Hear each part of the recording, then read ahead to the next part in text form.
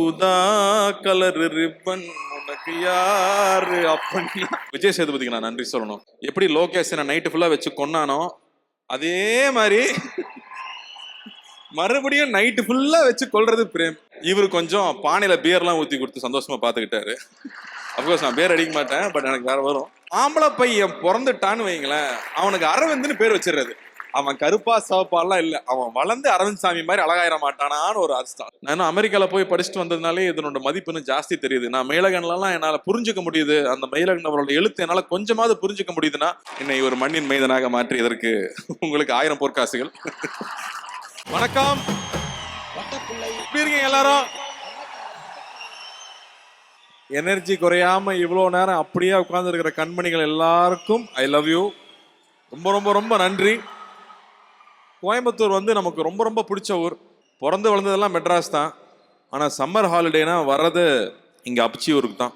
எப்போ ஹாலிடே வரும், எப்போ அந்த ப்ளூ மவுண்டன் எக்ஸ்பிரஸ்லேயோ நீலகிரி எக்ஸ்பிரஸில் கிளம்பி இங்கே திருப்பூரில் வந்து இறங்கி அந்த பழைய டாக்ஸியில் அந்த ஃப்ரண்ட் சீட்டில் யார் உட்கார்றதுன்னு ஒரு பெரிய போட்டி நடக்கும். எனக்கும் அண்ணாவுக்கும் பயங்கர சண்டை ஆயிரும். கடைசியில் 2 பேருமே மேலே உட்காருங்கன்றவாங்க. அப்படியே ஊருக்கு போயிட்டு இருப்போம். பின்னாடி தங்கச்சி அம்மாவும் தூங்கிடுவாங்க. அப்பா எப்படியும் வரமாட்டார். நாங்கள் 5-4 பேர் தான் போவோம். அந்த ரோட்டில் போய்கிட்டே இருப்போம். அப்போ இந்த கள்ளிப்பாளையத்து கரடு தெரியும். அந்த மலை தெரிஞ்சா ஊர் வந்துருச்சுன்னு அர்த்தம், புளியம்பட்டி வந்துருச்சுன்னு அர்த்தம்.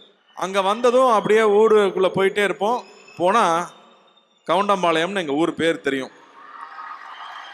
அந்த ஊர் பேர் தெரியும் போது ஒரு சந்தோஷம் வரும். அந்த சந்தோஷத்துக்கு இணையாக எதுவுமே கிடையாது. எங்கள் அப்ச்சி ஊருக்கு போகிறது ஒரு சொர்க்கம். மெட்ராஸ்குள்ளே தெருவிலேயே விளையாடிட்டு இருந்து இங்கே போனால் அடிவானத்தை பார்க்கறது. போனால் வந்து சித்தி பசங்க பெரியப்பா பசங்க எல்லாம் தூங்கிட்டு இருப்பாங்க. ஒரு 8 பேர் இருப்போம் மொத்தமாக. மேலே போய் விழுந்து எல்லாரையும் எழுப்புறது, எல்லாம் எந்திரிங்க வெளியில் போகலான்னு சொல்லி. அந்த காலையில் போய் அவங்கள எழுப்பி தோட்டத்துக்கு போய் அங்கே இருக்கிற புளியங்காய் அடித்து சாப்பிட்டு, பொற்காலம்னா நாங்கள் லீவில் ஊருக்கு வர்ற டைம் தான் வந்து பொற்காலம். அப்படி எல்லா நினைவுகளும், அற்புதமான நினைவுகள் நடந்தது எல்லாமே இங்கே ஊருக்கு வரும்போது தான். எங்கள் பெரியமா தான் 8 பேருக்கும் சலிக்காமல் சமைச்சு போடுவாங்க. கூட ஆத்தா விறகடுப்பில் தான் சமைக்கணும். போதுமான்னு கேட்கவே மாட்டாங்க. எங்கள் பெரியமா வந்து சுத்தமாக குளித்து வேர்வை இல்லாமல் நான் பார்த்ததே கிடையாது. எங்கள் ஆத்தா வந்து சுத்தமாக புது துணி போட்டு நான் பார்த்ததே இல்லை. சமைப்பாங்க, குளிச்சுட்டு வருவாங்க, திரும்ப சமைப்பாங்க. அந்த அன்பு அப்படி இல்லாட்டி ஒவ்வொரு லீவுக்கும் நாங்கள் வர முடியாது. அந்த மாதிரி பெரியமாக்கும் அத்தைக்கும் பெரியப்பாவுக்கும் அப்பச்சிக்கும் அவங்களுக்காக தான் அந்த மெய்யழகன். இப்போ அந்த மாதிரி ஒரு படம் எடுக்கிறப்போ அதை இங்கே ஃபங்க்ஷன் பண்ணாமல் வேற எங்கே ஃபங்க்ஷன் பண்ணுறது? அது இங்கே பண்ணாதான் அதுக்கு மரியாதை. எங்களுக்கு ஹீரோ எங்கள் மாமா தான். இங்கே தான் இருக்காருன்னு நினைக்கிறேன் மாம்ஸு. ஃபஸ்ட்டு சைக்கிள் ஓட்ட சொல்லி கொடுத்தது, கிணத்துல குதிக்கலாம் நீங்கள்லாம் ஆம்பளையே இல்லைன்னு சொல்லி உசுப்பேற்றி விட்டு மேலே இருந்து 20 அடியிலேருந்து குதிக்க வைக்கிறது.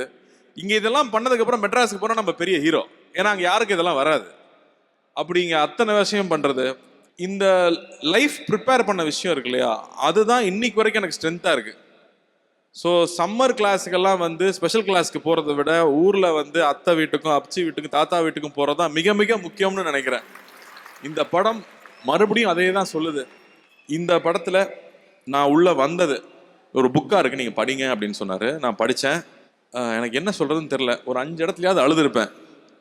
அந்த புக்கை படிக்கிறப்போ அதில் இருக்கிற எல்லா மனிதர்களும் கண்ணால் பார்க்க முடியுது. அப்படி ஒரு எழுத்து எப்படி எழுதினாருன்னு எனக்கு புரியவே இல்லை. தொடர்ந்து ஆக்ஷன் படமாக பண்ணிகிட்டு இருக்கேன். ஆனால் இந்த மாதிரி அற்புதமான படம் எப்போ தான் வரும், மிஸ் பண்ணிடக்கூடாதுன்னு தோணுச்சு.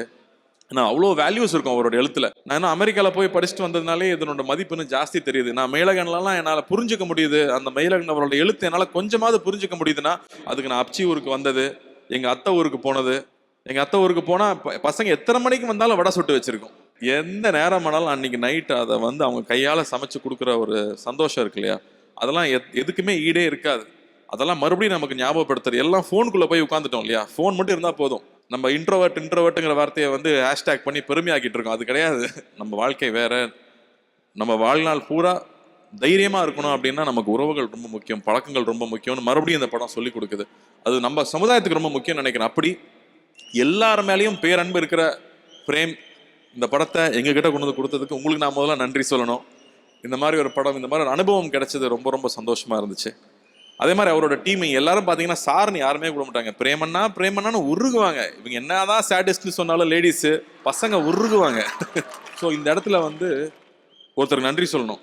இந்த மாதிரி ஒரு நண்பனை, இந்த மாதிரி ஒரு திறமைசாலியை தமிழ் சினிமாவுக்கும் எங்களுக்கும் கொடுத்ததுக்கு விஜய் சேதுபதிக்கு நான் நன்றி சொல்லணும். ஏன்னா இல்லாட்டி இவர் வெளியில் வந்திருக்க மாட்டார். இவளை பிடிச்சி தள்ளி விட்டதுக்கு அவருக்கு மறுபடியும் நன்றி சொல்லணும். அதே மாதிரி எடிட்டர் கோவிந்துக்கும் அந்த படத்தை எடிட் பண்ணுறது எவ்வளோ கஷ்டம்னு எனக்கு தெரியும். சாதாரண விஷயம் கிடையாது. ஏன்னா இந்த படத்தில் ஃபைட்டு வேணுமா ஃபைட்டு கிடையாது, சாங்கு வேணுமா சாங் கிடையாது, லவ் வேணுமா லவ் கிடையாது. ஆனால் படம் நல்லா இருக்கும். மாதிரி கோவிந்த் நையா நீ சாவடிக்கிறியா இங்கே இருக்கிற எல்லாரையும், லவ் பண்ணலைன்னா விடுறதே கிடையாது இல்லை. அதாவது கோவிந்தை மறக்கவே முடியாது. ஏன்னா நான் கேரவேன்லையோ இல்லை எங்கே போனாலும் என் டிரைவர் அவன் ஒய்ஃபுக்கு வச்சிருக்கிற சாங்கு காதலே காதலே தான். எல்லாருக்கும் தனக்கு லவ் சாங்குன்னா அது அந்த மியூசிக் தான் வச்சிருக்கானுங்க. அப்படி நீங்கள் வந்து ஒரு கல்ட்டா ஒரு பெரிய ஜென்ரேஷனுக்கு அவங்களுடைய காதலை இன்னும் அழகுபடுத்திக்கிறதுக்கு ஒரு பியூட்டிஃபுல்லான ஒரு தீமை கொடுத்துட்டீங்க. அது அப்படியே போய்கிட்டே இருக்கு. இன்னும் இந்த படம் இந்த அழகா வரணும் அப்படின்னா அது 2Dல கொடுத்தா தான் சரியா வரும்னு எனக்கு ஒரு நம்பிக்கை இருந்துச்சு. ஏன்னா இதை கமர்ஷியலாக யோசிக்கக்கூடாது. பெரிய கமர்ஷியல் படம் தான், ஆனால் எல்லாருக்கும் இது புரியுமான்னு தெரியாது. அப்போ சிங்கத்துக்கிட்ட கொடுத்துட்டா பிரச்சனை வராது. ராஜா இருக்காரு, ராஜா அண்ணன் இருக்காரு, கார்த்தியன் இருக்காரு, அவங்க டீம் இருக்கு. அவங்க இந்த பிரச்சனையே வராமல் பார்த்துக்குவாங்க. இந்த படம் எப்படி வரணுமோ அந்த முழுமையோ அது வந்து சேரணும். அதுக்கு எவ்வளோ டைம் கொடுத்து அவ்வளோ சப்போர்ட் பண்ணி, இது மாதிரி ரொம்ப ரேரான ஃபில்ம் இது, அது சரியாக வரணும் அப்படிங்கிறதுக்கு அவ்வளோ மெனக்கெட்டு அவ்வளோ சப்போர்ட் பண்ணியிருக்காங்க. ஸோ அந்த டீமுக்கு எல்லாருக்கும் எனக்கு வந்து ஒரு பெரிய நன்றி சொல்லணும். எனக்கு இந்த படத்தில் புது அனுபவம் அப்படின்னு சொல்லணும்னா அந்த ஜல்லிக்கட்டு போர்ஷன் போனது. நம்ம வந்து டிவியில் ஜல்லிக்கட்டு அப்படின்லாம் பார்த்துருவோம், ஆனால் அந்த உணர்வை வந்து உள்ளே நின்னா மட்டும்தான் புரிஞ்சுக்க முடியும். அங்கே மனுஷன் வேற மாடு வேற இல்லை. அவன் அண்ணன் தம்பி மாதிரி அவங்க நிற்கிறதும் அதை கட்டி அணைக்கிறதும் அது கூட போட்டி போடுறதும் அதை ரசிக்கிறதும், ஒரு காட்சியெல்லாம் எடுக்கும்போது வந்து நான் சொல்கிற ஒரு காட்சி இருக்கும், அது அப்படியே அந்த கருப்பு சாமி தான் வந்துட்டான் அவங்களுக்குள்ள அப்படிங்கிறப்பெல்லாம் சிலுக்கும். அந்த உணர்வெல்லாம் இவர் எப்படி எழுதினாரே புரியல, என் சத்தியமாக புரியல. கேட்டால் ஒரே வாரத்தில் எழுதுனேங்கிறார் அந்த கதையை. ஒரே வாரத்தில் எழுதிட்டார் அந்த கதையை. யாராவது நம்ப முடியுமா? அது என்ன சொல்கிறதுன்னு தெரியல. ஓகே, ஆனால் ஒரே வாரத்தில் எழுதிட்டார். அப்படி வந்து நுணுக்கமான அழகான உணர்வுகளை வந்து படம் ஃபுல்லாக இருக்குது. ஒரு ஹஸ்பண்ட் ஒய்ஃப்குள்ளே இருக்கிற ரிலேஷன்ஷிப்பு, ஒரு ஹஸ்பண்ட் ஒரு ஒய்ஃபுக்கு மேலே வைக்கிற ஒரு அன்பு. ஸ்ரீதிவ்யா வந்து காஷ்மீரில் பண்ணோம், அதுக்கப்புறம் இப்போ தான் பண்ணுறோம். இன்னமும் அந்த ஊதா கலர் ரிப்பன் உனக்கு யாரு அப்படின்னு அவங்க கண்ணில் வந்துட்டு தான் போகிறாங்க. ரொம்ப அழகான ஒரு கேரக்டரு. அதை அவ்வளோ புரிஞ்சுக்கிட்டு நம்ம வீட்டு பொண்ணு எப்படி இருக்கும், வீட்டுக்கு யாராவது வந்து எப்படி கவனிக்கும், அதை வந்து சொல்லிக் கொடுக்கவே தேவையில்லை. அவங்க அப்படியே பண்ணிடுவாங்க. அதுக்கப்புறம் இன்னொருத்தரை பற்றி பேசணும். இந்த பொன்னியின் செல்வன் புக்கு எழுதுனதுக்கு அப்புறமா எல்லாருமே வந்து அருள்மொழிவர்மன் வந்தியத்தேவன் பேர் வைப்பாங்க. அதுக்கப்புறம் ரோஜான்னு ஒரு படம் வந்துச்சுங்க. அதுக்கப்புறம் ஆம்பளை பையன் பிறந்துட்டான்னு வைங்களேன், அவனுக்கு அரவிந்த்னு பேர் வச்சிடுறது. அவன் கருப்பா சவப்பாலாம் இல்லை, அவன் வளர்ந்து அரவிந்த் சாமி மாதிரி அழகாயிர மாட்டானான்னு ஒரு அர்த்தம். அரவிந்த் சாமி சார் கூட வந்து நான் நடிப்பெல்லாம் எதிர்பார்க்கவே இல்லை.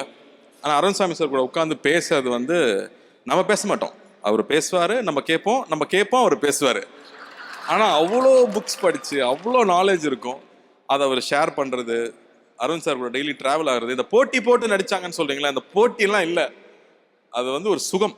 அப்படி வந்து நமக்கு ஒரு பெரிய அண்ணன் இருக்காரு, இல்லை வீட்டில் ஒரு மாமா இருக்காரு, ஒரு ஒரு ஒரு பெரியமா பையன் இருக்காங்கன்னா நம்ம எப்படி உட்காந்து எதை வேணா பேசலாம், என்ன வேணா கலந்துக்கலான் இருக்கும் இல்லையா. அப்படி ஒரு உறவு தான் அது. எப்படி லோகேஷனை நைட்டு ஃபுல்லாக வச்சு கொண்டானோ அதே மாதிரி மறுபடியும் நைட்டு ஃபுல்லாக வச்சு கொள்றது பிரேம். என்ன அங்கே ஃபுல்லாக மண்ணில் போட்டு புரட்டி எடுப்பாங்க, இவர் கொஞ்சம் பானையில் பியர்லாம் ஊற்றி கொடுத்து சந்தோஷமாக பார்த்துக்கிட்டாரு. அஃப்கோர்ஸ் நான் பேர் அடிக்க மாட்டேன், பட் எனக்கு வேறு வரும். பட் அது வேற ஒரு லைஃப் அவர் காமிச்சு கொடுத்தாரு. அது ஒரு சுகமாக இருந்துச்சு அந்த ட்ராவல் ஃபுல்லாக. இந்த படத்தில் இன்னொரு சுவாரஸ்யமான விஷயம் அந்த காஸ்டியூமு. நமக்கு எப்பவுமே இந்த 1001 படம் ஃபுல்லாக ஒரே காஸ்டியூம் தான் மாட்டும். அப்படி வரும்போது கைதி எடுத்துக்கிட்டிங்கன்னா படம் ஃபுல்லாக ஒரே காஸ்டியூம், பொன்னியின் செல்வன் எடுத்துக்கிட்டிங்கன்னா படம் ஃபுல்லாக ஒரே காஸ்டியூம், 1001 எடுத்துக்கிட்டிங்கன்னா படம் ஃபுல்லாக ஒரே காஸ்டியூம். அப்படி வந்து நிறைய முக்கியமான படங்களில் படம் ஃபுல்லாக ஒரே காஸ்டியூம் வரும். அப்படி இந்த படத்துலையும் ஒரு பச்சை பனியன் ஒன்று கொடுத்தாங்க. அந்த அளவுக்கு பாருங்க, அந்த பச்சை பனியனை கலட்டவே விடலை, அதில் பொத்தல் விழுந்தாலும் அதே பச்சை பனியன் தான். அப்படி சுபஸ்ரீக்கு நன்றி, என்னை ஒரு மண்ணின் மைதனாக மாற்றியதற்கு உங்களுக்கு 1000 பொற்காசுகள். அப்படி இந்த டீமில் எல்லாருக்குமே சேர்ந்து ஒர்க் பண்ணது அப்படி ஒரு சந்தோஷம் இந்த படம் பண்ணது.